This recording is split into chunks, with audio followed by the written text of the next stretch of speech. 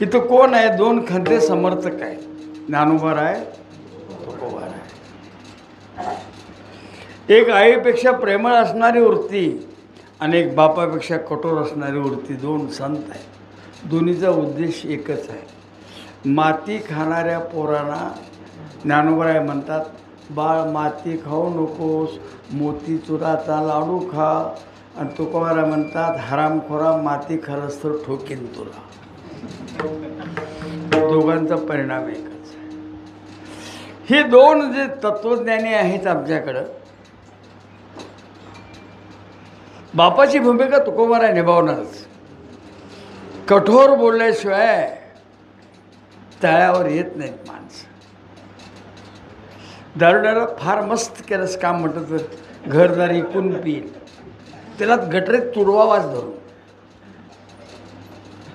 तुडवणार